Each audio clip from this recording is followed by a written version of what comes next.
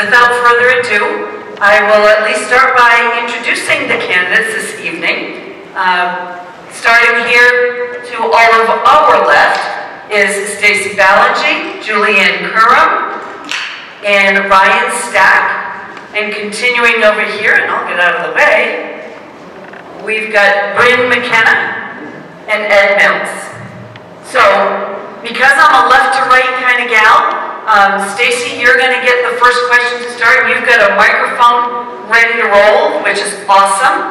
Our first question is, what are the 3 most important roles of a board member, and name the biggest challenge facing EFR in the next 4 years?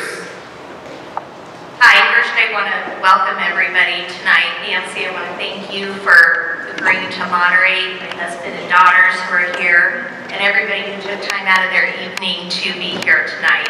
This is an important election, and we appreciate the opportunity to get our responses across to everybody. Being a board member is not as wide-reaching as sometimes people think. Our first and foremost responsibility is to the community finances that are put into the department. It's a fiscal responsibility with the money that is given to the department to spend it wisely, to strategize with the money, to strategically place it in the right areas for the things that are coming up. It's our fiduciary responsibility to make sure that we know how much money is coming in, what it needs to be budgeted on, watch our budget, spend it within our budget, make sure we're spending within our budget, and to not go over our budget any given year.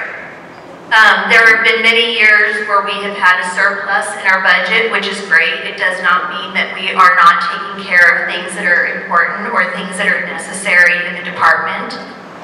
It means that we are very good at what we do. The department takes using the taxpayer dollars very seriously. Our job also as board members is to make sure that we lead with integrity. We have an oath of office that we agree to. It is imperative that we conduct ourselves with the same code of conduct that we expect from everybody else in this department. I forgot the last part of that question. Biggest challenge. One of the biggest challenges that we're going to have in the next 4 years is to continue down the path that we're on and taking care of everything. We've got some legislation coming up that we're not quite sure what it means. I didn't stop. Thank you. 2 minutes goes by fast. No, sorry. No, it's okay. Julianne Courim, same question. Actually, Stacey did a pretty good job of eliciting that, so I'm going to continue with what she was talking about with our legislation. The department and the fire services, along with special districts, are very complex. The board really, its role is the financial responsibility of fiduciary oversight, as well as strategic direction. And in order to do that, we really have to understand globally what does that mean? What are our community needs? What do the department needs? And how do we place that roadmap? How do we use the resources wisely? And how do we understand the impacts that are not only for our department, but our community as a whole? So that's one thing that's really the board is responsible for, is having that mind and that understanding of those outside stressors as well as inside stressors to do our job correctly. A lot of times that means we have to kind of keep up above and guide things that in certain times it might take us a little bit for people to understand the direction we're going, that we need to be able to communicate that, to explain that, and to also take into account the community needs. So opening our meetings up, being very available to your concerns, to your questions, because at the end of the day, our job is to make sure that we can meet the mission of our district, which is life safety of this community, to the best of our ability, with the right resources, having supported for our community, as well as the finances. From a challenge perspective, it's continuing that. The change management's already tough, and we have made some major changes to this department that have already created benefit to the community, and it's making sure that we keep going down the path and we adjust and are flexible where we need to be if things aren't quite right, so that we can continue that process. My name is Ryan Stack, and I think being the new person to all of this, I have a unique perspective of what the board is to do and what its purpose is. In my opinion, the purpose of the board is to make sure that the department has the tools that it needs, first of all. Secondly, to make sure that the taxpayer dollars that we are taking in are being responsibly spent, and also to ensure that the department has the tools that it needs to continue to serve responsibly and safely the growing community that is Evergreen. And I think probably, from what I can tell, the biggest challenge going forward for the next 4 years is going to be continuing to just get everybody on board with further implementing the master plan, making sure that all of the money that the taxpayers are putting into this organization are spent appropriately and properly.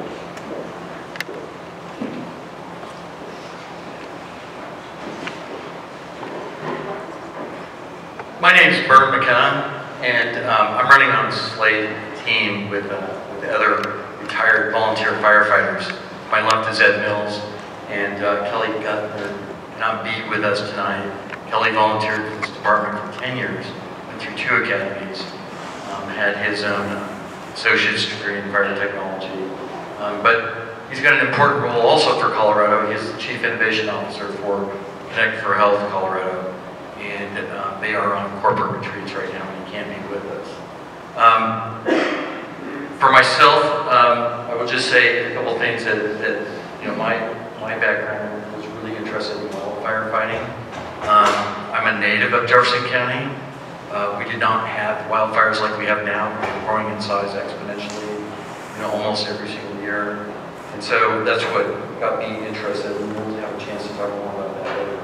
To get to Nancy's question here, 3 important things. I think one was missed is at the top. Okay, everybody's heard the term, you know, the buck stops at the top, but that ultimately top buck reports to the board of directors, just like any corporate organization, the board of directors.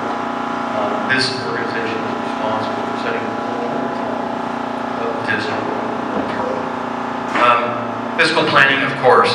We'll get a chance to talk more about that. What's going on with Station 1? There initially was a mill levy and a bond in 2002 and 2016, and we're going to be looking at a 3rd one, why it's not paid for. Our biggest challenge is that Station 1, and also response times, and we'll be addressing that additionally. With that, I'd like to pass on to Chief. Yeah, I served at Mills. I served 14 years in roles of firefighter, as well as lieutenant, captain, and deputy chief.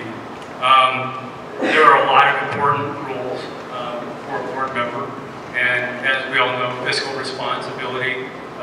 You, the taxpayers, you have a limited amount of resources that you use, and when those resources come to the district, we do need to make sure that we're fiscally responsible and that we're taking care of the needs of the district, because as has been said before, the mission of this fire department and the protection district is to save life and property. So we need to make sure that the chief is equipped with the type of equipment that he needs to make sure that he has the money for the expenditures that we need to make here. And I think, you know, one of the things too is we need to focus on the transparency so that we know, everyone knows what's going on. And, you know, obviously, I think the board members have had challenges because there are some things that people can't know. But to the best of our ability to be transparent. I think the greatest challenge is that we have a district that's kind of complicated, because we can achieve some pretty good response times from Bergen Park, but we have some communities that we can't.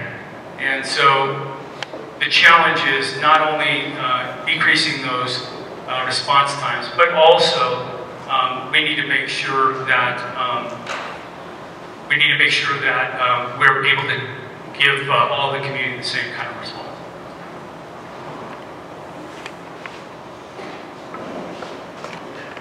Ed, why don't you go ahead and hold on to that microphone, and I'll have you start with answering this next question. And that question would be, what value do you put in a master plan and a strategic plan established for the near and distant future of a fire department? Thank you, good question. I was involved as the deputy chief when we started putting together the plan, where we spent resources of the district to have a company come in and address the concerns of the community. I think it's vitally important to know what your constituents want.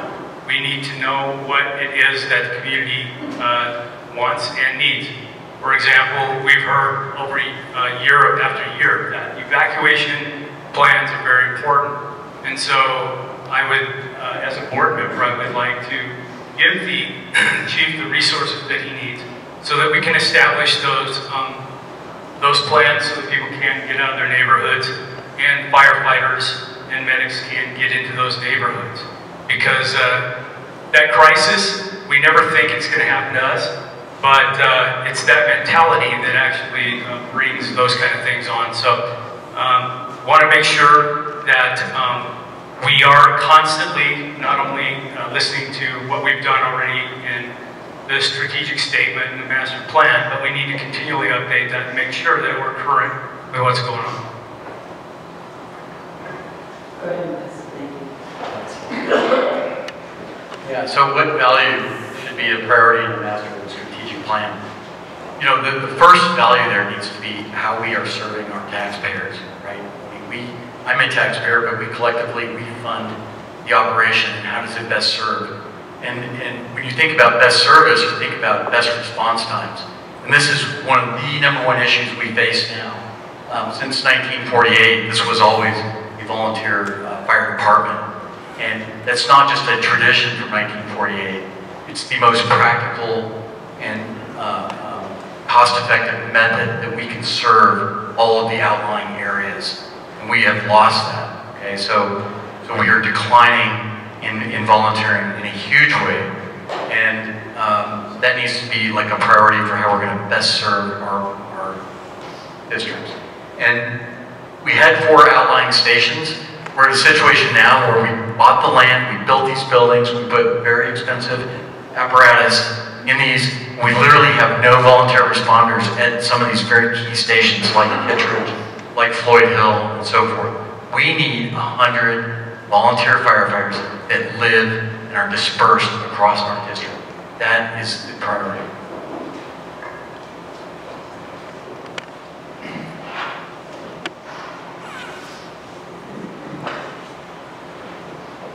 I would say that the master plan plays a critical role in, again, giving the board of directors and the fire department a clear path to achieving all of the goals that have been set forth by the community, by the department. It's a roadmap. It is the most useful tool, I think, that the department and the board have to make sure that everything that needs to be accomplished is being accomplished in a way that is financially responsible. It is making sure that we have a clear path forward as to what needs to be done to take care of the community and keep everybody safe.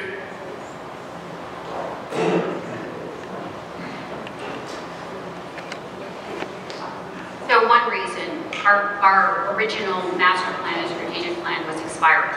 And as you have heard, it's a strategic roadmap. It is critical when we first came into this role, and Stacey and I in particular, we really needed to get our arms around what was going on. What were our current strengths? What were things that were happening? Where were our pinch points? How were we going to solve our community needs? How did our community grow?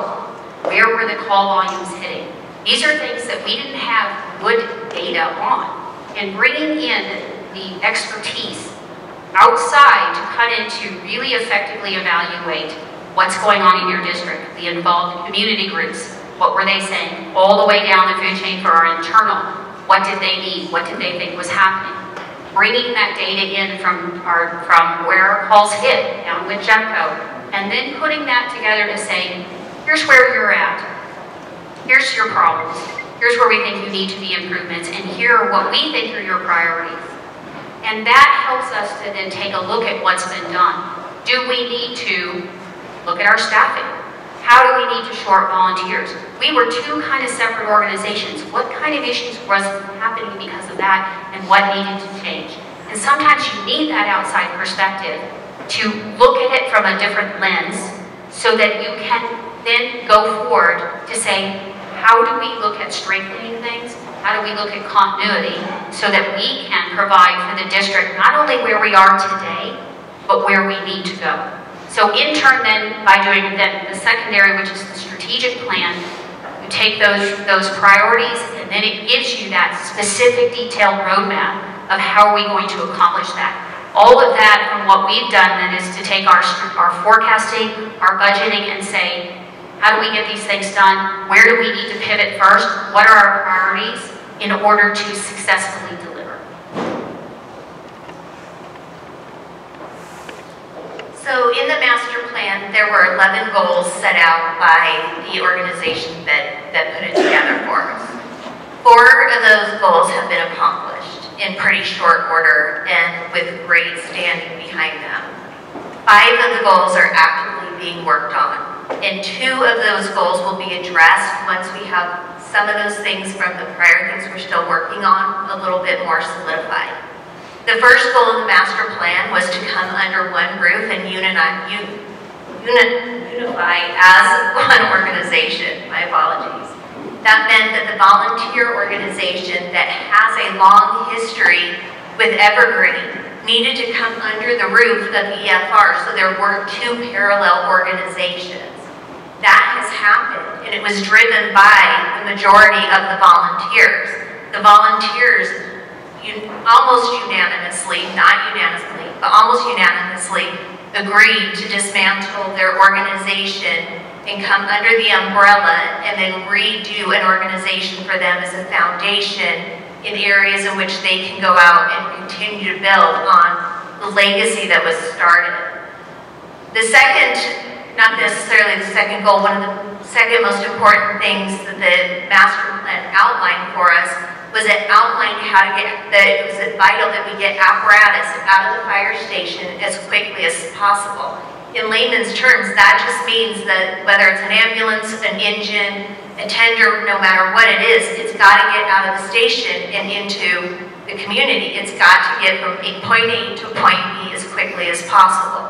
We achieved that. We achieved that by hiring 6 career firefighters to staff Station 2. Does that mean it covers the whole district? No. Do we have issues with some outlying areas? Yes, but we will address those issues. Thank you. Julianne, why don't you take the microphone back and you can start us in the answer to the next question, which is, do you support the initiatives of the 2024 master plan and specifically explain why or why not?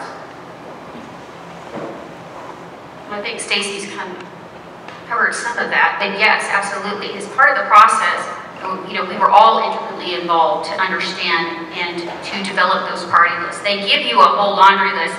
We then go back and stank rank those. And we did this department-wide. So this wasn't the board, just making a decision. This was going down and saying, how do we implement this? What's effective? And so I felt like it was really important, and I was behind all these because it really concretely showed where the issues were, where our strengths were, what we needed to do to make a difference in this community and in our mission. And it's one where it allowed us to concretely say the why, to be able to understand what's happened in the past, where are we going, and how are we going to get there. And that's the biggest part of a board. What is that direction, and how are we going to get there? And there wasn't anything that, there are certain ones that they're on the back burner. They're not as important, but there are ones that are critically important. Succession planning, resource planning, the prioritization of the stations. Which do we build first? Which has the biggest impact? How do we support our volunteers? And the master plan lined that all out for us succinctly so we could accomplish it.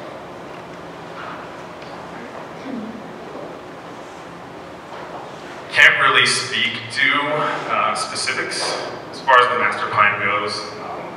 I am spending a ton of time trying to get to know the massive document and trying to absorb as much information as I possibly can in such a short period of time. What I can say is that the things that have been accomplished over the last 3 years since the master plan has been implemented, I do fully agree with, and I fully plan to continue to support that given that I'm elected to the board.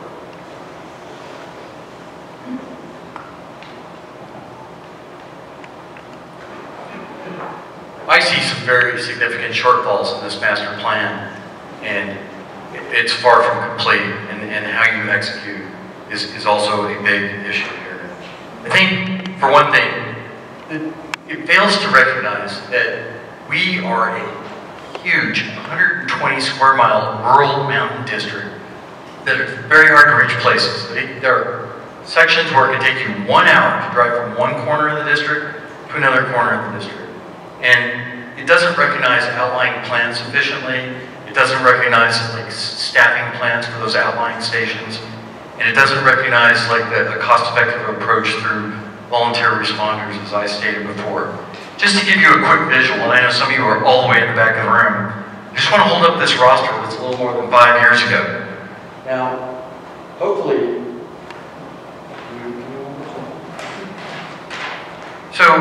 you can see there's a lot of red ink on here, right? And these are the names of all the individuals that were on that roster.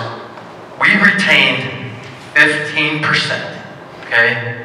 That's an F, okay? It's not a clap on the back like we did a great job. You get an F, maybe an F minus.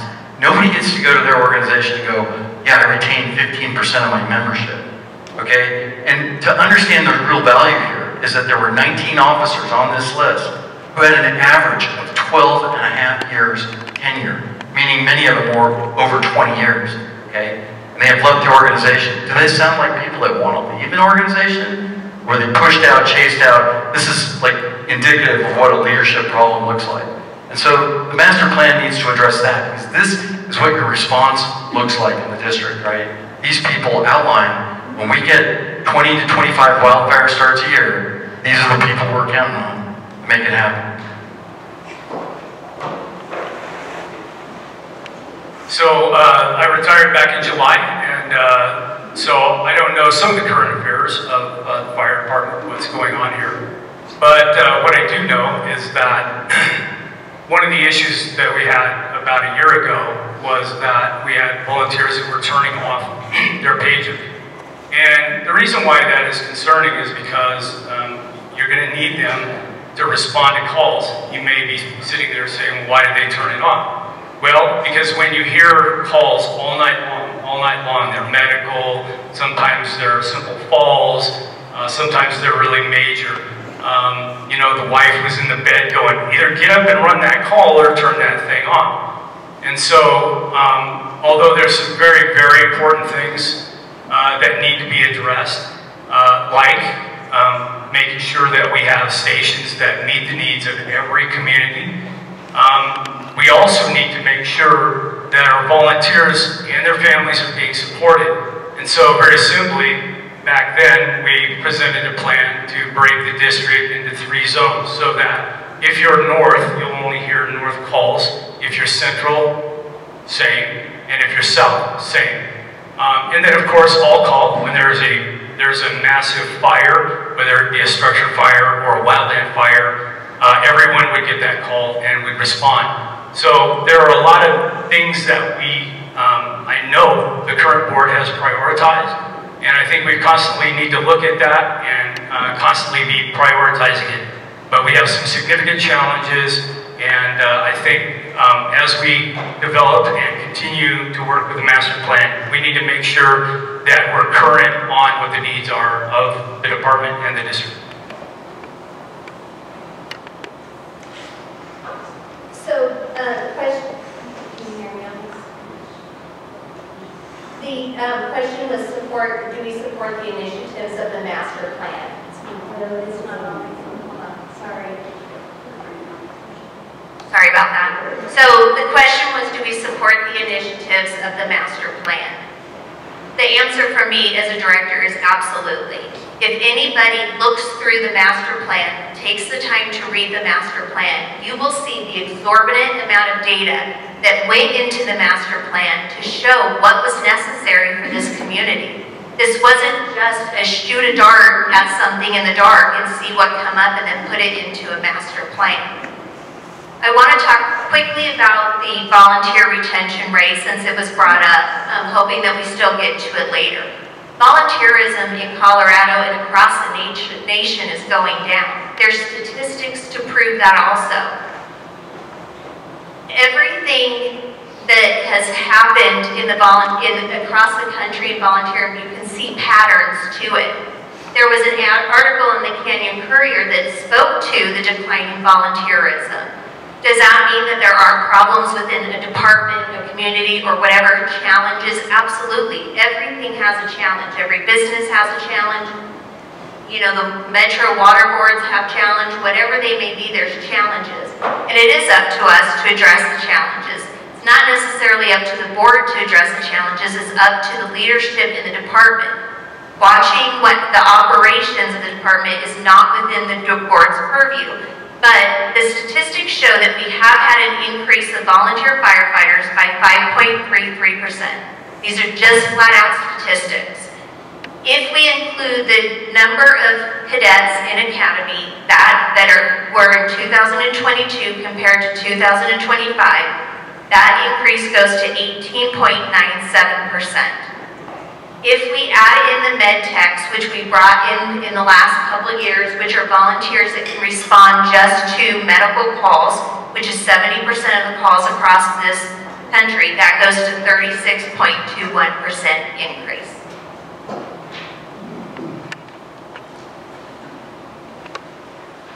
Ryan, I'd love to have you start us on this next question first.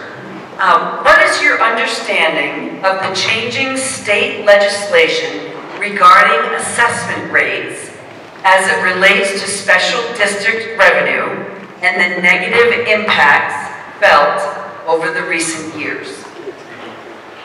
You know, again, I can't really speak to the specifics of these pieces of legislature, but again, if we are elected to the board, it is my vow to you all, the community, the department, everybody involved, to learn as much as I possibly can, as quickly as I possibly can, so that I can form the appropriate opinions and take the appropriate measures to make sure that, you know, we're successful as a board, as a department, and as a community.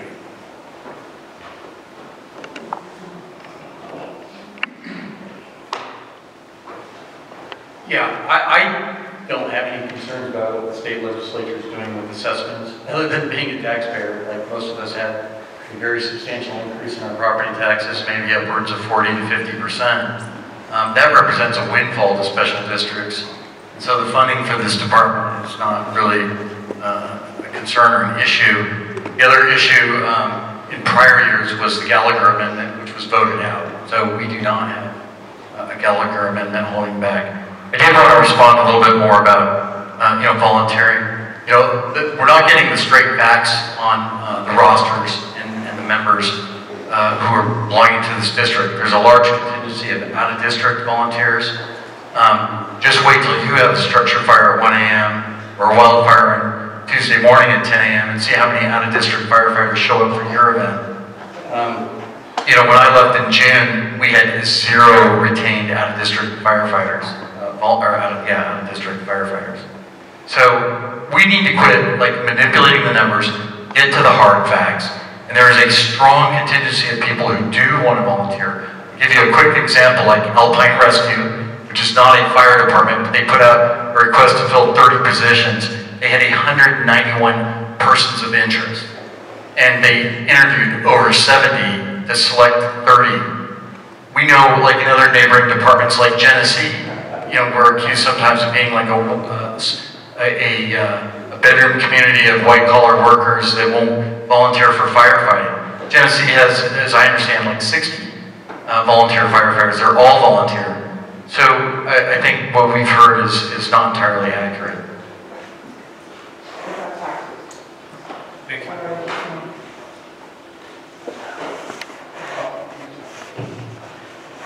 Yeah, we know, for years, like I still remember when the Affordable Care Act came out, and it impacted, and I know that's a federal government, but it's somewhat related. There's always federal government regulations or rules, and also, as we see, state rules.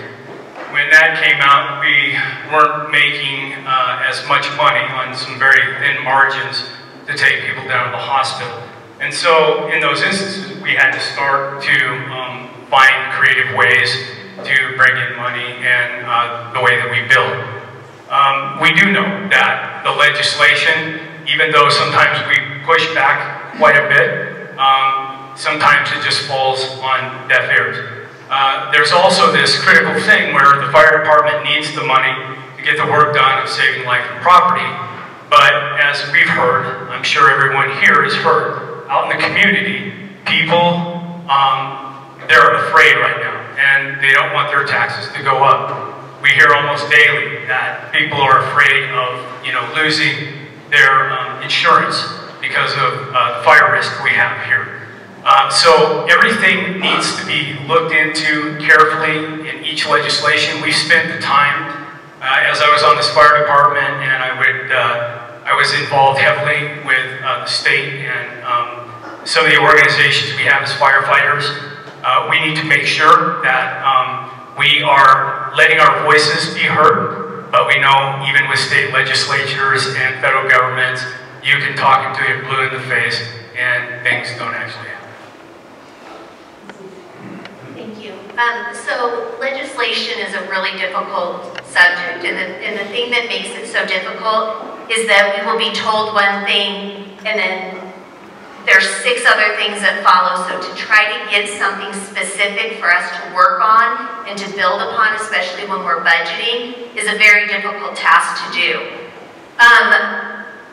The last legislation that was passed that had to deal with property taxes did become law. So we understand now where we're at.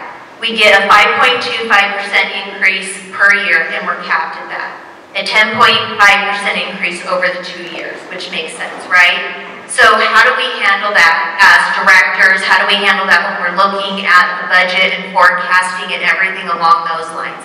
The first thing we did was we budgeted to the lowest number that we thought we were going to get, ensuring that anything that came in over that was going to be a surplus for that.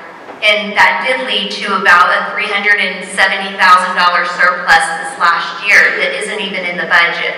So I feel really proud about that. The second thing that we do is we watch the dollars and look at every aspect of what is going out, why it's going out, should it be going out. We talked a little bit about our budgeting previously, so I won't run along on that. But we do strategically look at all of the stuff when it comes to legislation and how it's going to impact this community. There's new legislation also coming down the pike that we were just made aware of. It has to do with the WUI code, that it has to do with the wildland interface codes. That can have a significant impact on us as an organization, especially fiscally and how we're structured with our staffing. We're watching that legislation closely. We have a lot of experts in this department to help us walk through that legislation and make sure we can handle it when it comes our way. So to add on that, legislation is one of our biggest challenges, as Stacey mentioned, and taxes especially. The last thing we want to do, especially as community members, is raise taxes if we don't need to. So that's why that we have built systems in place to actually forecast, to run scenario models, to take all the different things that are hitting us and create those different budgets to say the what if this happens, what if this happens. We can adjust where we can. We have key players in the leadership of this department in those committees, both from a Jefferson County perspective to a state level. And also fire districts or fire organizations, the state chiefs organization, who lobby in to say, here are the unintended consequences that could happen for you, for our special districts, because when those things change, we are affected directly. There is only so much money, and there are restrictions on us that we have to monitor constantly. So this is the challenge of the board, is we have to understand all the things that are coming, what's of a potential, and how do we impact, if possible, to mitigate those specific effects that happen to our taxes. And so far we've done a pretty good job, and as Stacey mentioned, our budgeting is based on that conservative estimate. We want to give ourselves enough of a leeway so that when things happen or the money doesn't come, that we're not falling short, because that's your safety that's on the line. And it's important that when we look at those and we forecast out, which gives us the running ability to say, okay, if this happens, we're going to be able to do this, or we need to reprioritize accordingly. And you better have a handle on that legislation, because it does have severe impacts.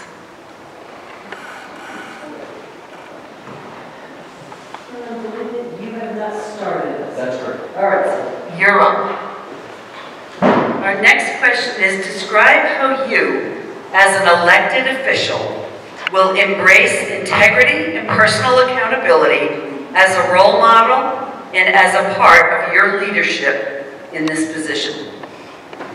Yeah, thanks. I mean, integrity and role model is already built in being a firefighter.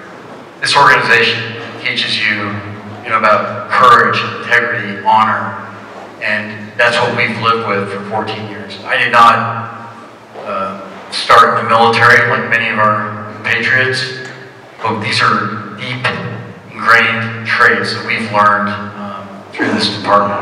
And I'm happy to serve, and I love to serve, and I'm passionate about this community. And I think that's what you'll find about the firefighters that live here. I know, we've talked a lot about volunteer firefighters, but I would just add in here too that we are a combo department. We've always responded equally with paid staff, all our medical calls, and we work on the same terms of integrity and respect with them. We have excellent, and always have had, excellent relationships with them.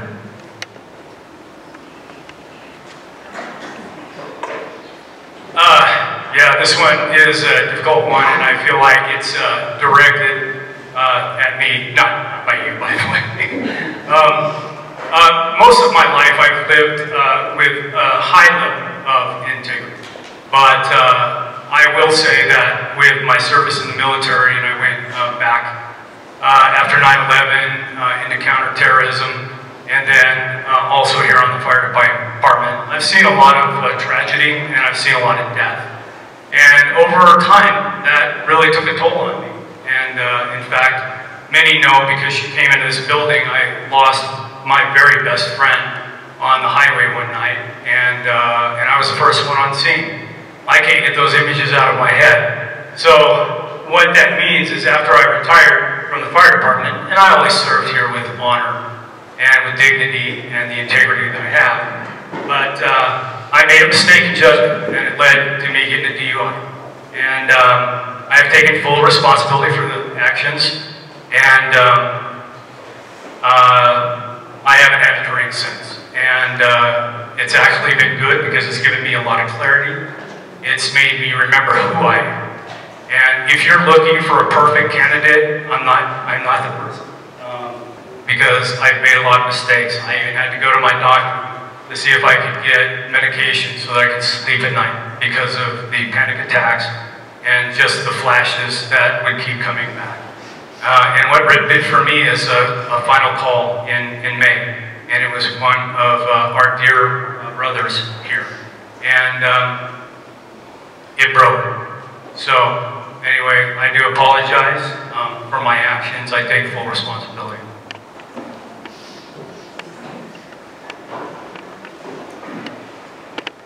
The integrity and the accountability of board members is the first line of showing and leading by example to the rest of the department. If we ourselves do not conduct ourselves in a manner in which we can be proud of and be an example, how do we expect anybody else in the organization to follow that?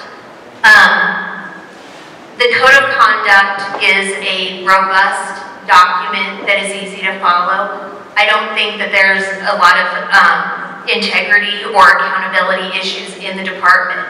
Most people within organizations such as a fire department, a police force, they're out there to serve the community, to put their lives on the line, to be of service. But we do hold ourselves accountable as directors. We've had to hold ourselves accountable. We've had to hold other directors accountable. Does that mean that anybody is a bad person? Absolutely not. People make mistakes. It's the way the world works. There are support systems in place in every organization. Our organization absolutely has a support system in place, and anybody who does face tragedy, I hope that they do take hold of those support systems and use them, because in this line of work, you're going to need them. But to circle back, as a director on this board, it begins and ends with us when it comes to the integrity and how we lead this department. I feel that in the last 3 years, we've shown that we will accept that responsibility and hold ourselves accountable in that direction.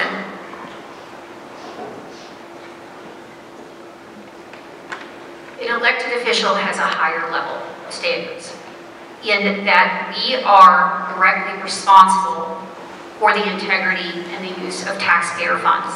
With that comes a whole host of different rules within our oath of office and with something called Title 32, which is what we are all under. There are restrictions to what we can and cannot say. There are restrictions to how we can interact so that we are not unduly influenced or unduly influencing. It requires a level of understanding that your role isn't to be into the inner workings of the department, to get caught up in whatever is going on, whatever particular conflicts are happening along that level. And when things go awry, we are the first ones that have to be held accountable for that, and make sure that every action, every communication, that we're doing it appropriately, we're doing it honestly, we're doing it ethically, because it can have consequences. And every board is going to struggle. Every board, as Stacey said, we're human beings, we make mistakes. But at the end of the day, we have to hold ourselves to a higher standard because we're elected to do so, because we are your voice. We are responsible for your safety and for the monies that come in, and that does carry a lot more weight.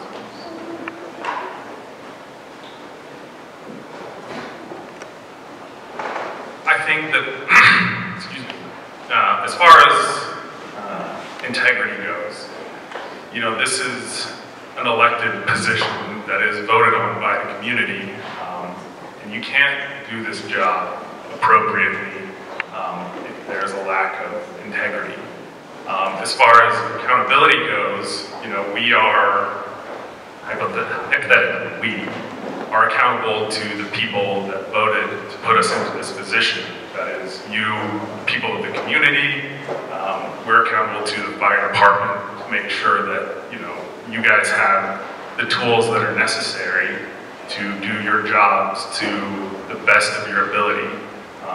So as far, again, you can't do this job without having a high level of integrity and being willing to be held accountable for the decisions that you make that are going to directly affect the lives of so many people in this community. Well, thank you all, because we have come to the end of the set questions that I was given in advance. You were also expeditious in your responses, so I appreciate that, which means we get to the real meat of the evening, which are your questions. A few things that I want to just throw out there is that I do have a list of 4 people who have signed up to ask a question. I'm going to bring a microphone over to the podium right there, so as I call out your name, if you would please come to the podium to ask your question so that everyone can hear it clearly. What I'd like to ask is that the questions be asked of the entire panel. We'll allow each candidate to decide if they don't want to answer it, but we don't want questions asked just of one candidate, like someone is being singled out, right? We all live in this community, so we want to keep it on a positive somewhat, okay? So that's how we're gonna do this. Tony Kowaleski is here from Channel 7, and I'm going to invite him to come up and ask the first question. And then if you are on this list, when I call out your name, if you are not physically able to make it down to the podium, just raise your hand and we'll know to come to you. Good evening. Thank you, Tony Kowaleski with Denver 7 Investigates. I'm honored to ask a question.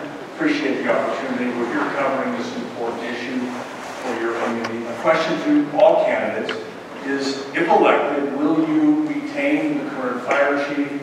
If yes, why? If no, why not?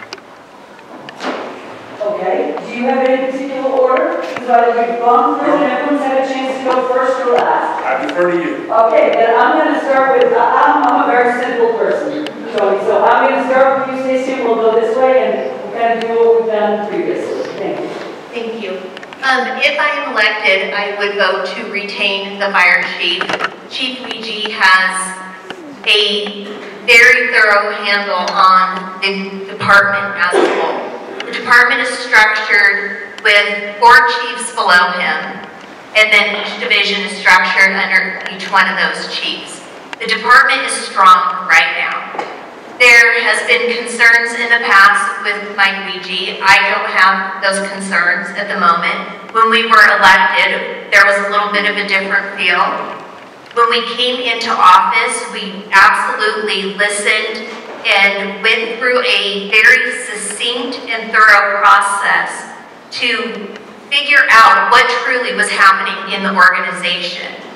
There were concerns about the volunteer retention. We had reopened some personnel files, had an outside representative look through to make sure that any questions in those were that the handling of some of those issues were handled appropriately.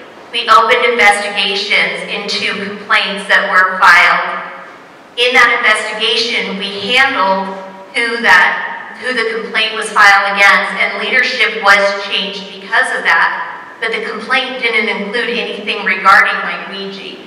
So with the facts, going through the data methodically, going through the concerns methodically, going through everything that was brought before our board, we addressed all of those concerns, and not one of those concerns brought before us had to do with Mike. There was maybe complaining about him, but not a complaint filed against him.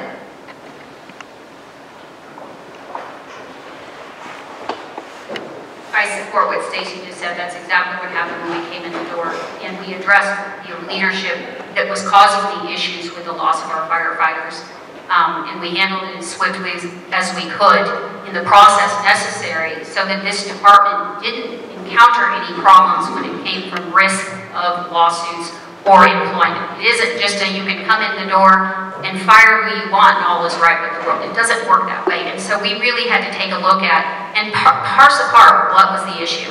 And we handled that appropriately. With Chief Ouija, where we have had issues or where we've had differences of opinion as to the prioritization or how things are being handled, he has always been willing to work with us. He has always been at the front saying, okay, let me understand what you're asking of me and how does this fit and what can I do better? How can I improve? And that's something that he has always had that mindset of improving and what's the best for his department, for his firefighters, and for the community. And so I felt like, any organization, you're going to have ebb and flow, whether it's leadership, whether it's Mike. But I do think that the areas where we had some concerns walking in the door 3 years ago were absolutely shored up. And what we thought was an issue didn't turn out to be the issue at all. And so I fully support Chief Ouija because I believe he is integral to the success of this department, the success we've had, and going forward to maintaining that we can continue to improve and keep our community safe. He has the right priorities.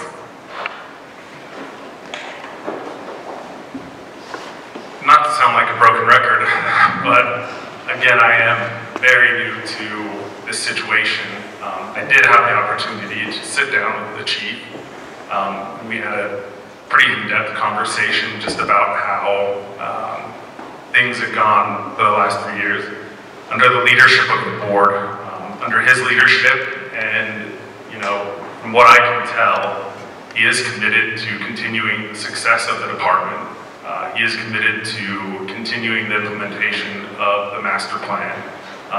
So just given the short amount of time that I have spent with him and the conversations that I've had with him, I would say that he has my full support. I'll first start out answering this question with a little bit about myself as a manager. I have had extremely challenging managerial roles in my career. One of the last one at the corporate level, based in Europe, as a sales and service manager with 50-some employees spread across 15 countries, speaking 13 different languages, and very intense customer relationships as well. And so the point about that is that that's a complex management arrangement. The fire department is also. There's many divisions. We've been talking about firefighting. There are many functions inside of this fire department that no one person should be predisposed to say how this is going to look in the future. Am I too close there, Tim? Sorry. But I don't think anybody can be predisposed to a management decision. I have not had the opportunity to meet with Mike Weegee to discuss his current plans and what he believes his current successes are. I can tell you that I have known Mike Weegee since 2011. We served side by side as volunteer firefighters for several years before he became the chief.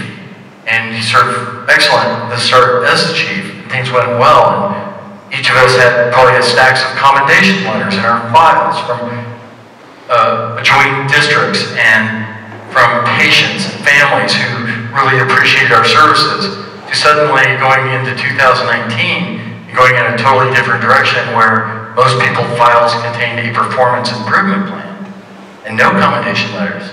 So a big change. We're the same people, huge change in direction for the department. This needs to be addressed. And I don't know the final solution today, but I want to bring it to the community's attention.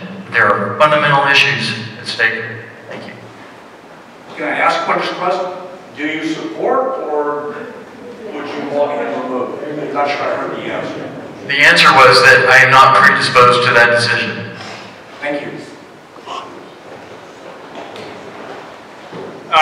So I think everybody that's worked here knows that I have been a firefighter under Mike. Again, I was in the same academy as Byrne was.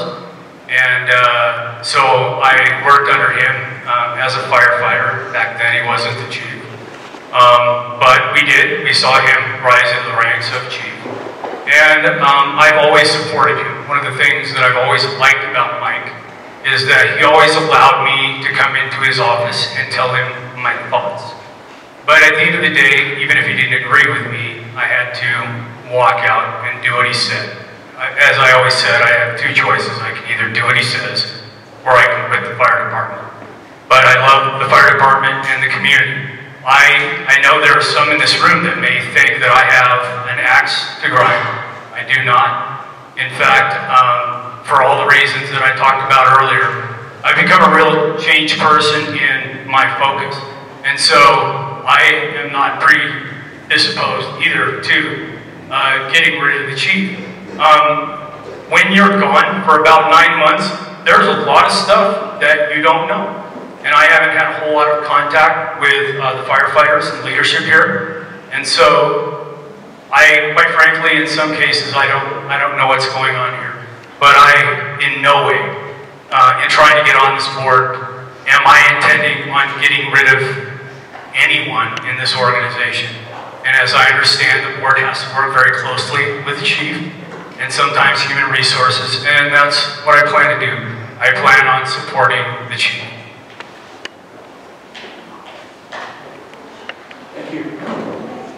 Thank you, Tony.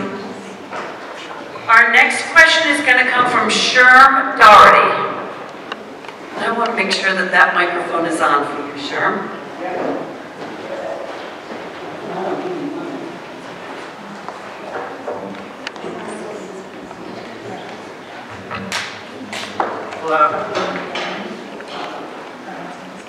Hello, thank you for being here this evening. My name is Sherm Doherty. I have been involved in EFR's community wildfire mitigation since 2001. I am the wildfire ambassador for the Buffalo Park Estates Plan Unit. The work that that's EFR and the community wildfire ambassadors, have done the past 4 years.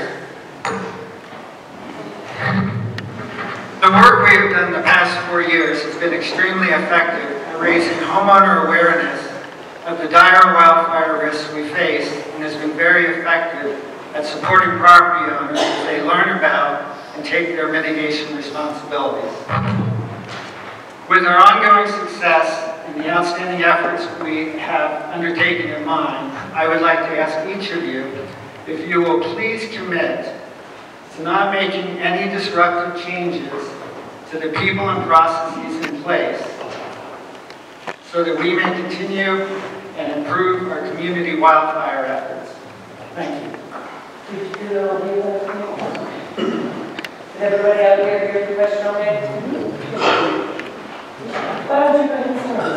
Well, thank you, Sharon, for your work and what you've done. And definitely, if I'm on the board, it's not a subtraction issue. I think the current board and operations through the chief's leadership have done a tremendous job. We believe in it. I still remember being across the street trying to get cat food on the day that Elfin Butte blew up. And I knew what I was going to be doing the rest of the day and that evening. And so I rushed out and took the first strike team up to get that thing taken care of. So Sherm, I want to see the work that you and your colleagues are doing. I want to see it continue. I'd like to see it expanded. And then also the addition part is I'd like to see us develop those escape routes and make sure that we have egress. We've got a lot of neighborhoods where unless we think and we plan, we really don't know what's going to happen. Yeah, thank you for your work, Sherm. You might know me as an ambassador on North Turkey Creek from 2009 or 10. We were fortunate to get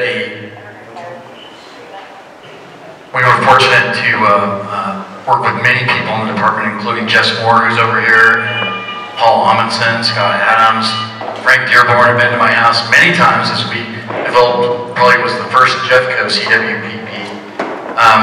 And so obviously I fully support it, and I have a Denver Mountain Park in my backyard. The grant that we ultimately got was in the range of $500,000 that was for large landholders, small landholders, and government, which was Denver Mountain Parks. So we accomplished a lot. We finished that grant up 2 years ago. And I would just a shout out to Jess, who probably made many dozens of inspections with me to property owners and was always available.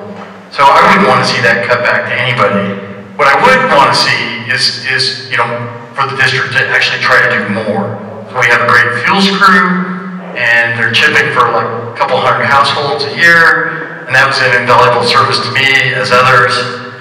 What I would like to see is why aren't we aiming for like 1% or 2% of the households for the service, or even age-related, people that need the service more than others rather than economically. So you certainly have my thoughts on that and support, and no plans to be disruptive. Thank you. Thank you for your question. I think anybody that lives in or around this community can see every day how important the ability to appropriately address the wildfire risk is. So just given that, it's a pretty simple answer with all of the progress that has been made in the wildland department over the last 3 years, that there's no need to make any disruptive changes.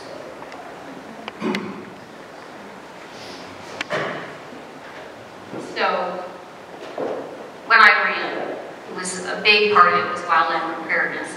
And I was and still am the ambassador for Soda Creek, Phileas Park, which is one of the largest land units in Evergreen.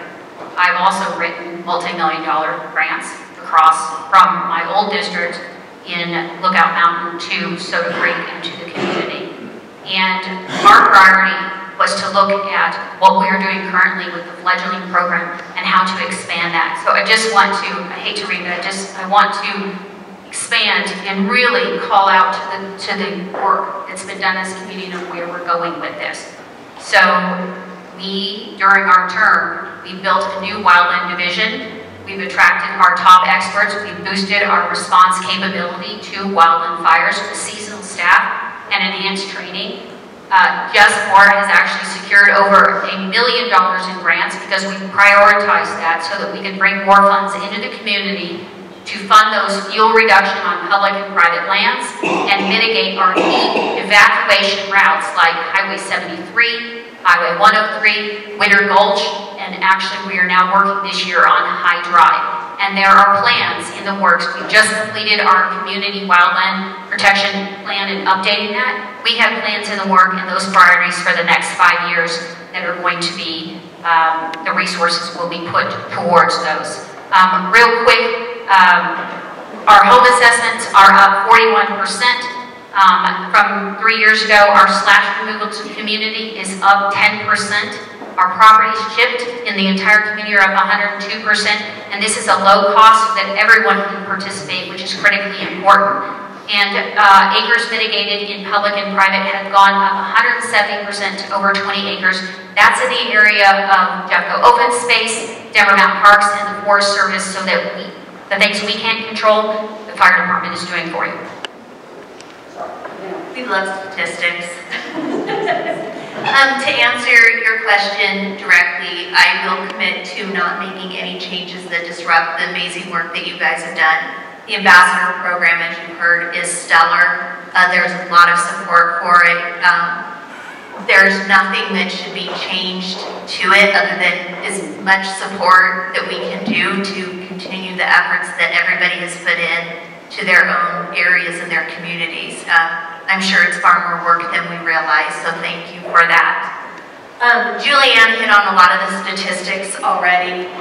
Escape routes are always a priority. Getting grants to help us fund this is a huge priority. Last year we got over $1 million. Right now in the last couple of years we've gotten over $1 million in grants to help with this, to build out our wildland team. We currently, just one more statistic that Julianne forgot, but there are 7 full-time, 10 seasonal, and 4 reserve people working in the wildland division alone that are all red card holders and able to respond to a wildland fire should it occur in our community. This is tremendous progress that we've had in the last 2 to 3 years. We will continue that progress. Excellent, thank you. Thank you very much, Sherm. Next on our list for questions is Mike Gregory.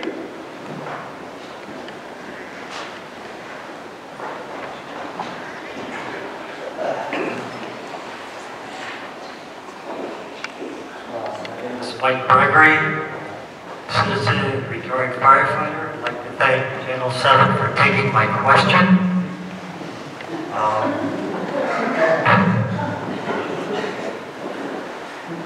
If I'm allowed, I do have a question for Ed and Byrne, if that's okay. Why don't you go ahead and ask it generally, and if some of the candidates choose not to answer, that's their prerogative. How's that? Okay. Thank you. Tonight you both mentioned if elected, you would improve the EFR response time. Now that the department has hired 6 full-time firefighters per the strategic plan, response times have greatly improved. How do you intend to improve upon this? So why don't we go ahead and allow you, Byrne, to start, and we'll go this way to you, Ed, next, and then around and with you, Ryan, if that's okay.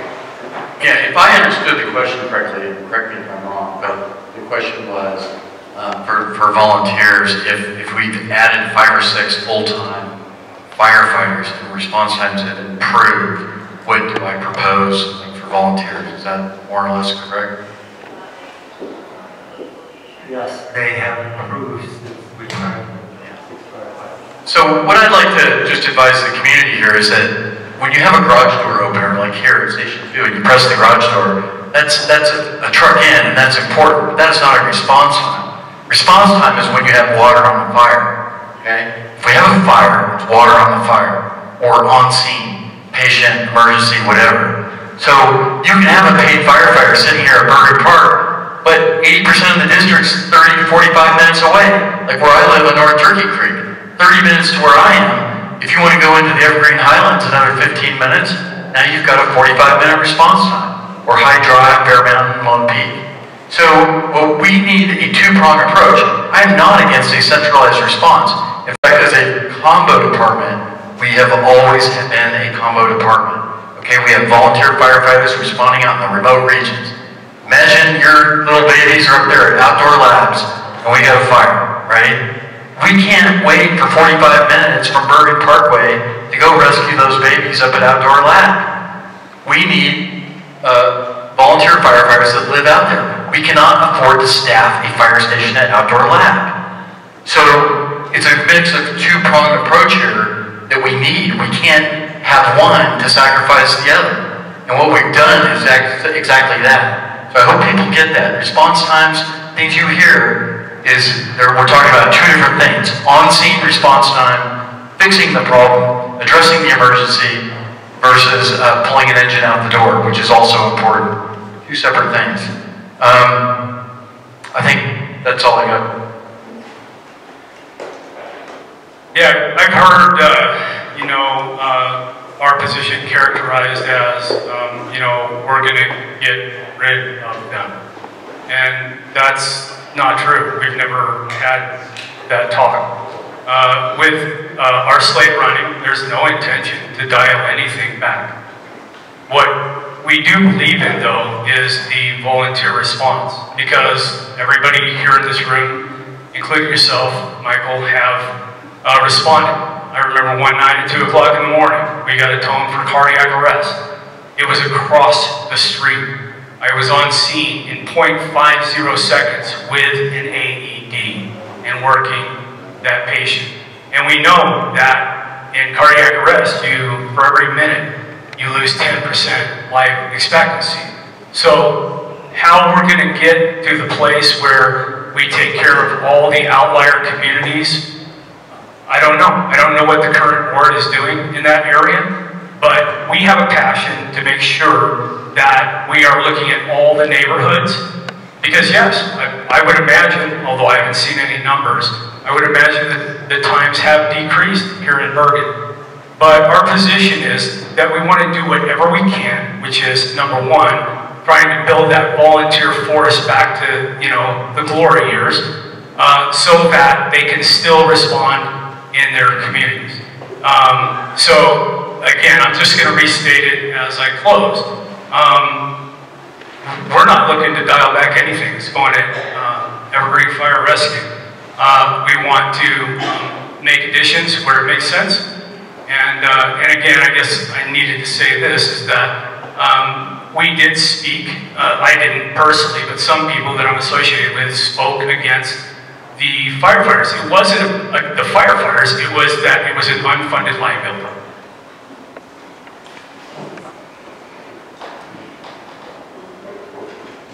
So, the volunteer force has stabilized. We've seen the numbers, we have the data. Even though the data is being argued, the data really is what the data is. With the volunteers, we would gladly take as many as we can get across the district.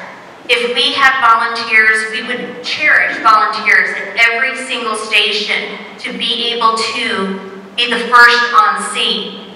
A volunteer responding in a POV is vital for the community. That volunteer can do a size up. They can offer immediate medical assistance.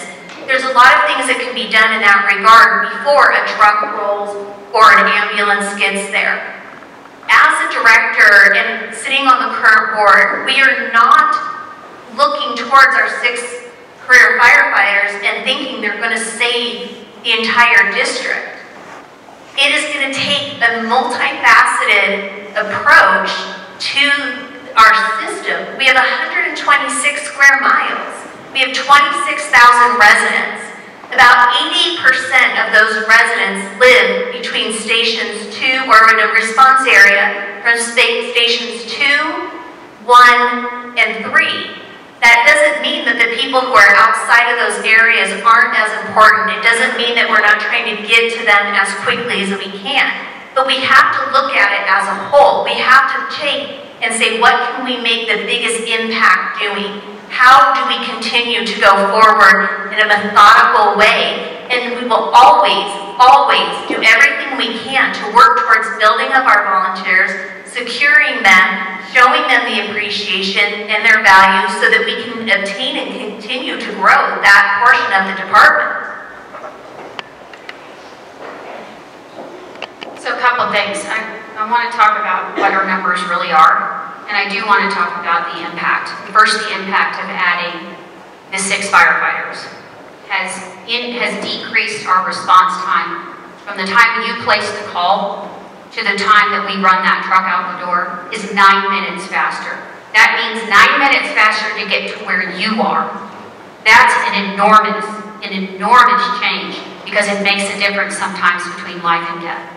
And what changing the staffing model to not just a neighborhood response, which is always going to be critically important. That is the backbone, that is the heart of this district, of this department, of this community, and that will continue, and we will continue to bridge that and to expand.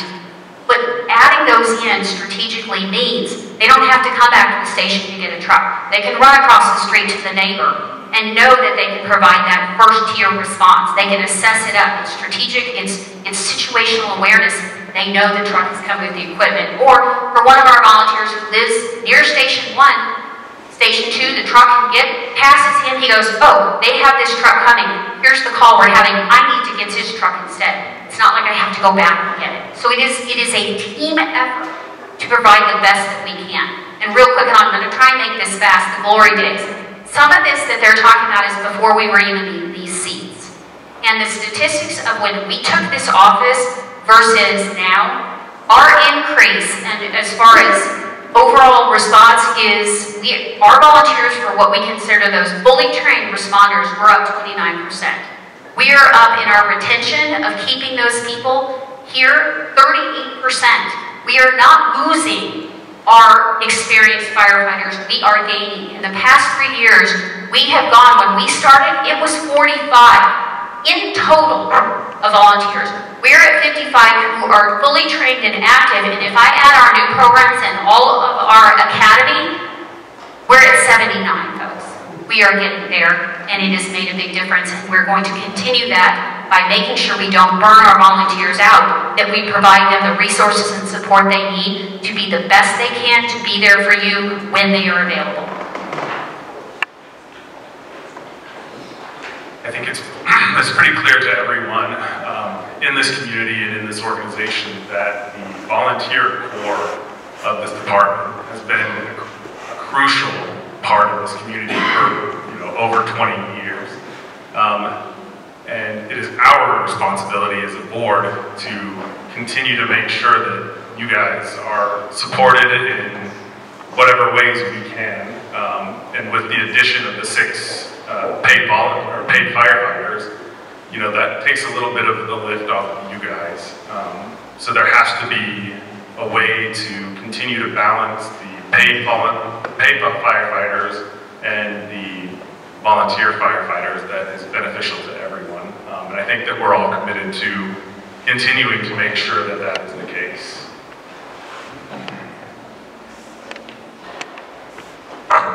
So I started this off saying that each candidate would have 2 minutes to kind of close out their comments and remarks. That means that we've got 2 people who are still on the list that did not get to ask their questions. I want to be mindful of everyone's time, so I apologize, but I'd like to ask that those 2 people feel free to come up. They can go over. We can go over. Everyone feel good about that? If you need to leave, feel free. Okay, thank you, Carol. I was trying to get your eye in the back. John Ferry, can you come on down for your question? We will still be able to do the 2-minute closing at the end. Thank you, John. Good evening. Thank you for allowing me to ask a question. Last year, a vicious and slanderous attack against members of the administrative staff was launched through a petition campaign. The accusations made were very severe and to date have been found to be not credible. If you are elected to the board, will you support the use of similar tactics to forward your agenda, and should staff be concerned about being victims of a similar attack? Thank you. Julianne, why don't you, I'm going to have you start. We'll come around and end with you. So, this was addressed at a board meeting in public and was called out, and what he's referring to, our 2 opponent candidates were the ones who started it and commented, to the point where, in my opinion, was incredibly egregious, calling our deputy chief a pedophile. And it was untenable in my position to attack unprovoked with incorrect data, to accuse to such that the directors hired someone knowingly that had issues at this level, which was certainly not the case. It is our position when it comes to us, we need to correct these things, and we take it seriously. And it is one where we have shut these things down, we have responded appropriately, and taken action where we needed to. And I personally, this gets into the integrity of the board, I have 0 tolerance for this behavior, for misinformation, and for wreaking havoc when it is not necessary and it is unjust to try and destroy members of our team and our community on salacious material that is inaccurate. And it will not stand now, it didn't then, and it does not now, and it will not going forward, and will be addressed in the appropriate manner. So for me, this goes back to integrity and accountability. Again, I can't really speak to the specific situation, but what I can say is that as a member of the board, I feel that this is absolutely inappropriate, and no employee or member of this organization should be afraid that something like this would happen in the hands of the board or anybody in that organization. So for me, it is completely unacceptable, and it would never, ever be an issue in my mind.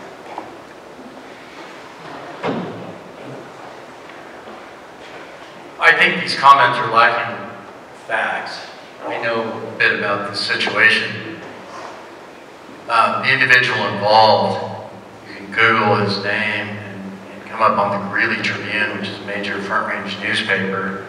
It's no secret to see that he resigned under investigation. And that's what all the comments and speculation reside about, that headline. Other than that, nobody has the facts, including Evergreen Fire Rescue. So there's a problem there, right? That how is it that no department would hire somebody under those circumstances as a chief?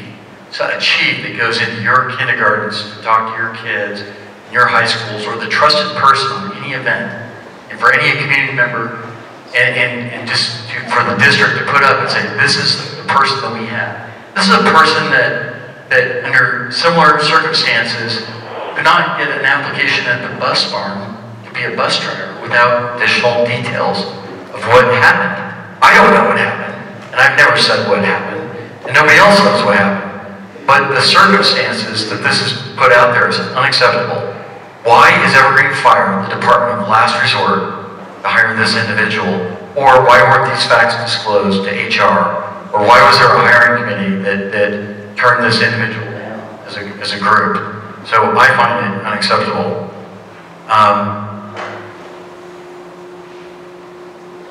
And I don't have anything else to add. I know in my tenure here that I experienced some of the same vitriol, and I know it doesn't make it right. Even not being a member of this department, there were some mistruths that were spread about me, and I know that that doesn't feel good. No, I don't condone that kind of behavior and my participation in it. I do think that this needs to be a place of grace. I'll tell you, I mean, I probably had some of the loneliest times since October because the people and the community that I poured my life into abandoned me. So, no, I don't agree with it on any level, and call it education, whatever you want to call it. So, yeah, I don't believe it's acceptable, and it's not something that I'm going to carry with me from this point forward. That's really all I have to say. Resigning under investigation is not a guarantee or a glaring light that something nefarious happened. Sometimes resigning under investigation means that you just realize there's a difference of an opinion. Districts have a tendency to start investigations as a protective measure. We want to ensure that maybe something that is being said or how something's being handled, we have all the facts to protect the district and make sure there's no liability to the district. It's the source we have that allows us to gather the information in an appropriate manner. And it sounds bad because it's an investigation, and I get it, but resigning under that should never lead to the conclusion of something nefarious happening and unworthy of a livelihood in their future. As a leader in this department, as the current president of the board of directors, when we discuss integrity, I don't know how anybody would be able to step into this role having done something egregious enough to tear apart the reputation of somebody without all the facts behind it or leading and jumping into other facts.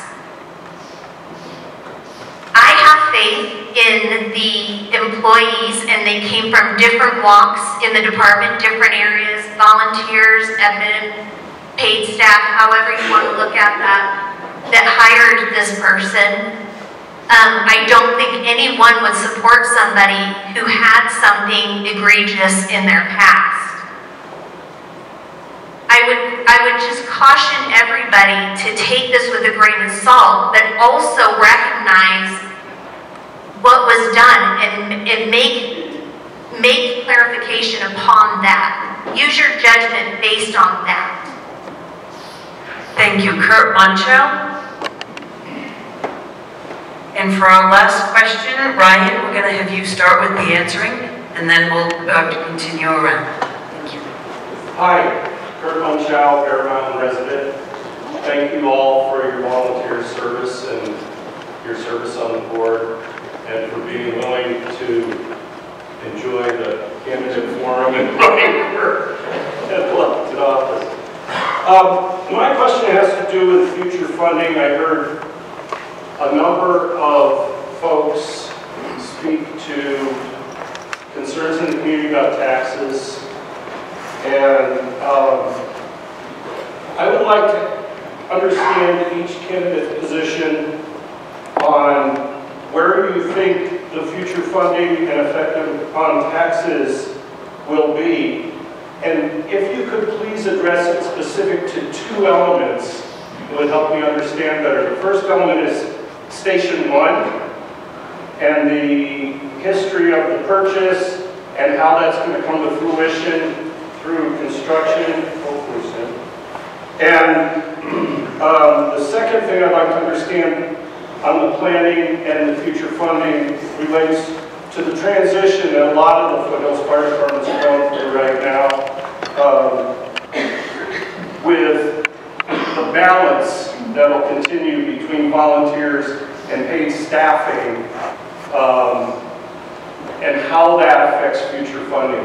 If you could help me understand those two elements, I'd appreciate it. Thank you for the question. I don't really feel that I have enough information to make a declaration in answering this question, but what I can say again is that if elected to the board, is my pledge to you all, the greater community, to do whatever I need to do to be as well informed as possible to make sure that however we come about the money for all the improvements, the renovations, the new construction, the firefighters, to make sure that the taxpayers' money is properly looked after and spent.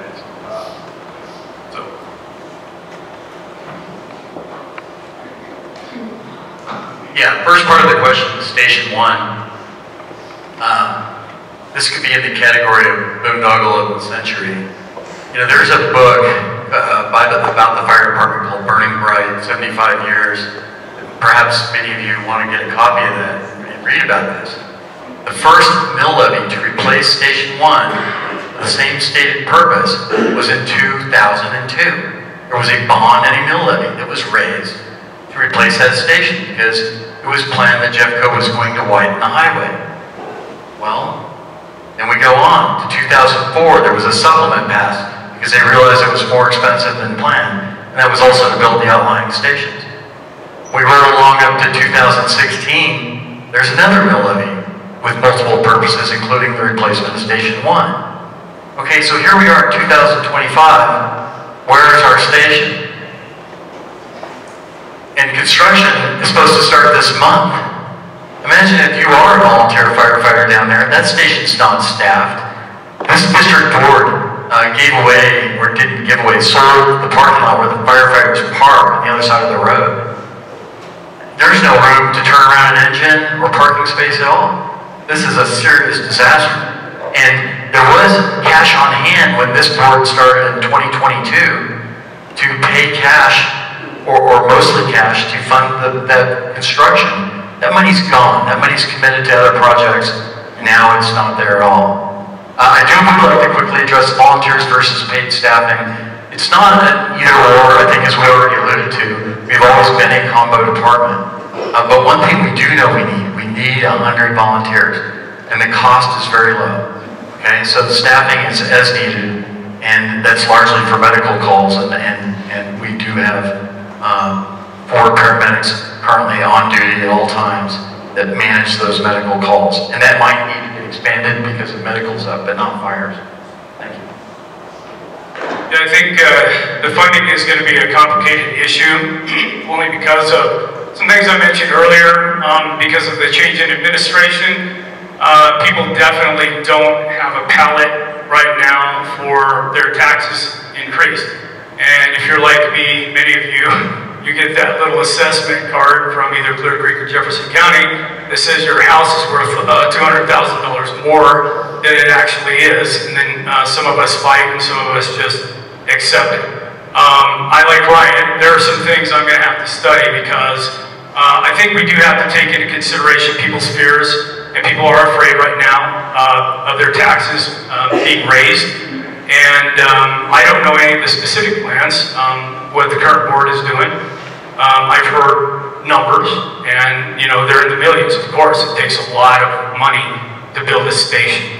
So I'll just leave that question there. I agree with Byrne, and I think everybody up here, when we talk about paid staff is very important. In many cases, the paid staff can do things that volunteers traditionally did in this department but really didn't have the time for. Before the current deputy chief came, I was the volunteer deputy chief, and I was doing both jobs, and I would never wish that on anyone. And was I doing both jobs effectively? Probably not. So I do believe that to keep the cost down of the fire department, we do have to spend the necessary resources to make sure that we're recruiting enough volunteers to hit some magic number. I think we need to do things like zone the district for our radios so that we are supporting our firefighters and their families.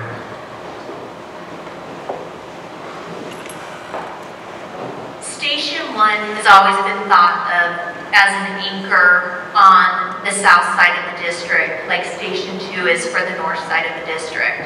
We've talked a lot tonight about how vastly improved our response times are from Station 2. We've talked about the distribution of the population across the district, where 80% of the district is between Station 2, 1, and 3. The Station 1 land is paid for. It is owned by the district. Station 1 is not a functional, the current Station 1 is not a functional fire department. There was a hold put on building Station 1. That does not mean that the funds are gone. When we came in and part of our fiduciary responsibility in doing budgeting, we restructured the money and how it was supposed to be structured within the department so that there was clarity and transparency. Then none of the money is gone. It may be redirected to certain things. We are remodeling Station 2 because right now that is the first and foremost need for the current staffing that we have with our 6 career firefighters there. As we move down the road into looking at Station 1 and what the desires are, what the needs are for not only the department, but especially for the community, we will look at the size and the scope of it to make sure that we're not wasting taxpayer money. We do have money set aside for Station 1. Will it be enough? I don't know. When it comes to that time, as we progress down this, we will do it methodically. We will take it piece by piece and look at it to ensure that we are handling it with the utmost respect for the taxpayer funds that we can. Nobody wants to increase taxes. That is always the last resort, and we will do everything we can to ensure that we prevent that from happening. So to add on that a little bit, the same amount of funds that when we came in the door for Station 1 are still there. It is a separate account for station improvements. At the time when the 2016 mill levy was increased, it was for all operations. At no time did they take into consideration of knowing that things had changed from a wildland perspective of how those needs would dramatically increase. And so operational funds were absolutely prioritized for wildfire preparedness and preparation for our community because that was our #1 risk. And so yes, did we have to look at changing priorities? Absolutely. Our master plan and the reason we put that into effect was so we could understand what those priorities were and how we were going to make those changes. Part of those changes was a staffing plan. Part of it was looking at where do our calls hit. And by making those changes and changing those priorities, Station 2 became our #1 because that's our biggest hit. We can get 60% of our district and our current calls out the door faster to you to make you safer by small adjustments to this facility at a lot lower cost. In turn, by looking at that information, we then revisited Station 1 and what the plans were for that, and determined by looking at what our apparatus are, what our needs are, and where we are today with this combination with working with our volunteers and our paid, what do we need to actually build? And so we went from needing a station that's probably, I think our opponents threw out 10 to 12 million, which I'm not sure where that came from. It is way under that because the amount that we need and what that station needs to do with the equipment is half the plat size. So we can save the district money that way, and hopefully we've got things budgeted, or it's not going to be the dramatic increase of needing all of these bonds multiple times.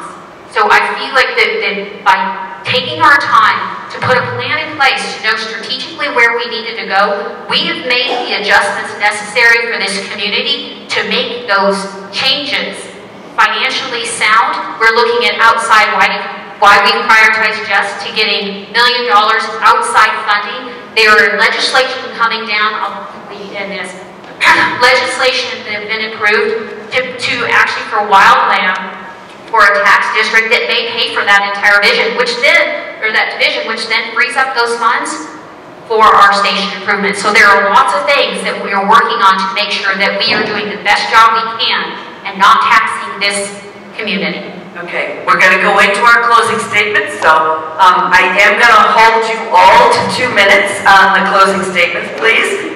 And I don't like to be rude, that's not what my mom would ever allow, but so please do your best to keep an eye on the signs that we're putting up for you. So here's, I just put in like a dice thing. You can put in names, and here's the order that we're going in. Ryan, you're going to give closing comments first, and it actually goes kind of back and forth in the room. Ed, you're going to go second. Stacey, you're going to go third.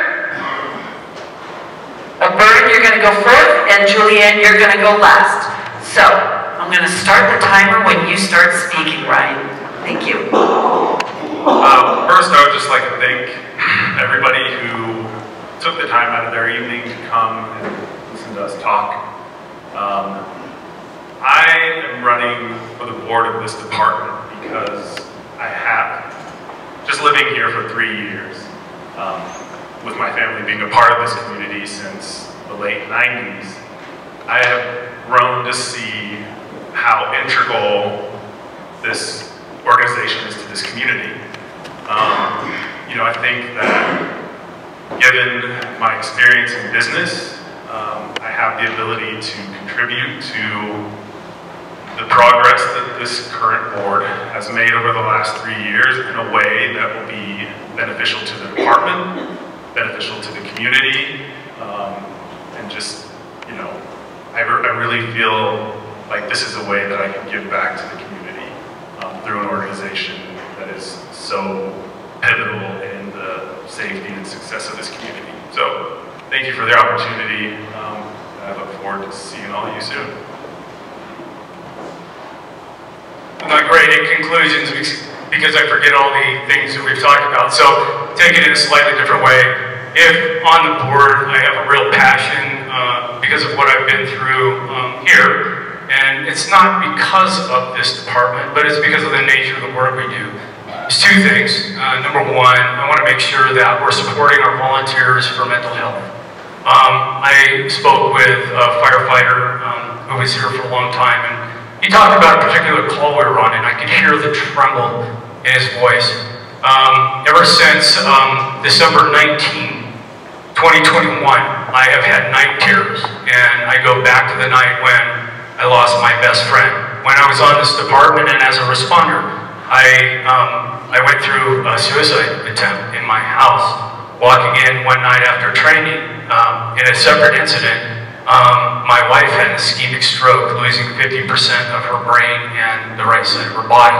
Same week, my sister died. Then I lost my best friend. And so there's a lot of trauma going on here, and I'll have to tell you, I begged for the help.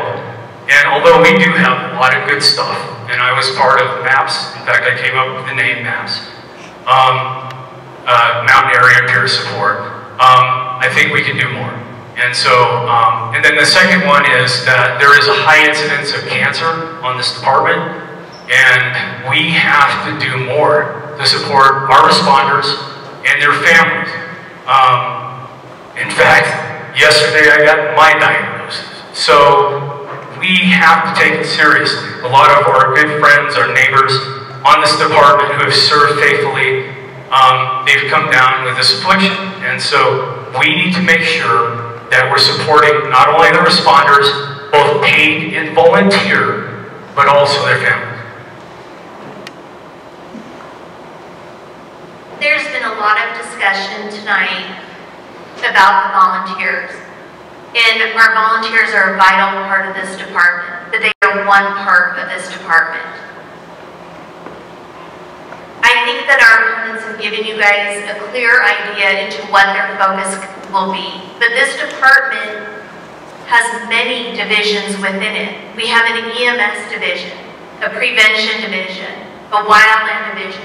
We have an e-cares program. We have paid staff. We have volunteer staff. We have wildland staff. Every division needs to be looked at. Every division needs to be focused on.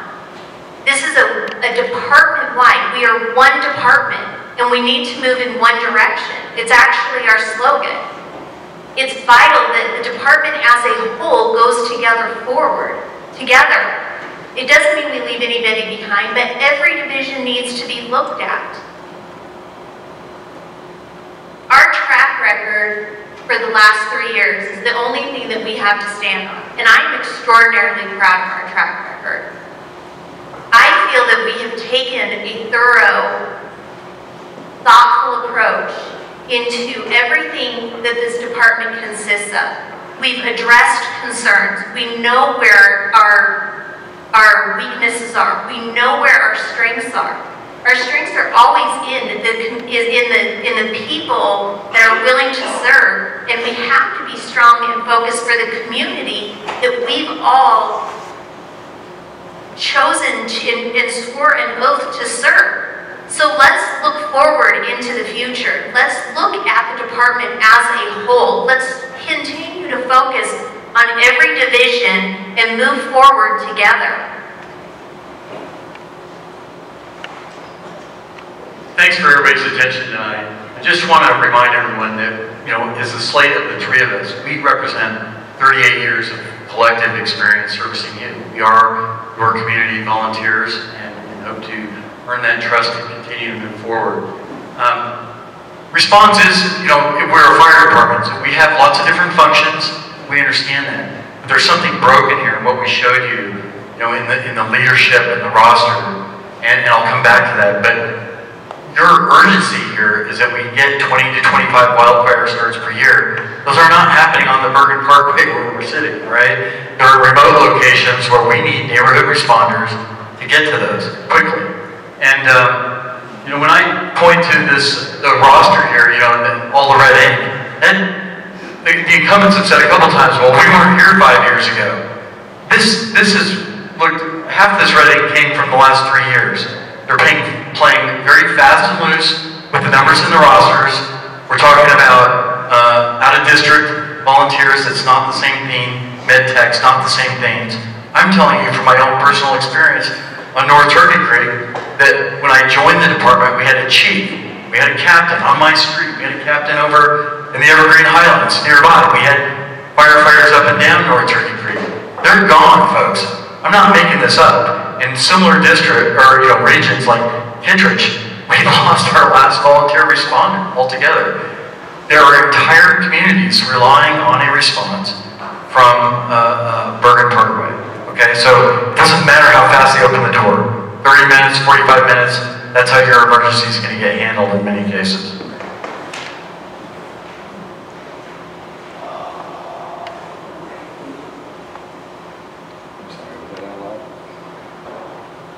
So, I come from a firefighter family. My husband was a volunteer for 10 years on Foothills. I've lived it, I understand what it's like, and to have that neighborhood response, I've benefited from it. And I think Stacey did a good job iterating about our record. Where were we and where are we now? And I'm going to come back to this number because when we stepped in the door, the red lines happened years ago, and I appreciate that, but we're talking there were 45 volunteers when we walked in the door. Our first year we raised that to 60. We are now up to, and we got new numbers, we're up to in total, and I know they're parsing out, well, med tech's different, well, academy's different. Well, that's true. Our fully trained active firefighters are up to 55. We've had increases in our academy. We're up to 14. If I put in all the responders, and we put some of these programs in because what the volunteers told us is, I don't have the time for some of this. I am overworked. I am overwhelmed. I need some support. So what does that really mean? And we worked to figure out what that support meant. That meant bringing in med techs. And by the way, they're the ones who go to the medical calls which is more than 70% of our calls, so that our firefighters don't have to go on those calls. These are specialized people that want to do that. But if we're talking numbers, we have 4 more graduating, and out of district, there is only 5 total right now on our current roster that are out of district. And guess what? They're coming to the station to crew with a 12-hour shift. So they are here, not having to come from Denver, to add to our responders list. And with our 4 graduating academies in May, and we've added 9 more going into academy in the summer, our number, and this is fast, and I have it, and I have the spreadsheet if you want it, we will be at the end of May, we will be at a 102 volunteer responders. Thank you very much.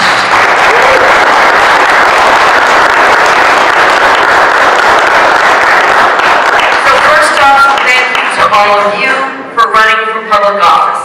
It is not for the faint of heart. Thank you to all of you for coming this evening and caring about what happens in your local community. If you don't care at the local level, don't even bother at the national level. So start here, and I appreciate every single one of you. Please remember that there are 6 candidates, and you as voters choose 3. While they may be on slates, you all get to choose the 3 individuals you want to vote for. Election day is May 6th. It is happening here at Station 2. If you want an absentee ballot, it is on the website, but it has to be back here by the 29th. But you have to request it by the 29th. The DEO has to receive it by April 29th in order to process it. So if you want to do absentee ballot, go on the EFR website this evening, download it, print it off at home, and get it in the mail. We love our mail service up here. Thank you all so much for joining us tonight.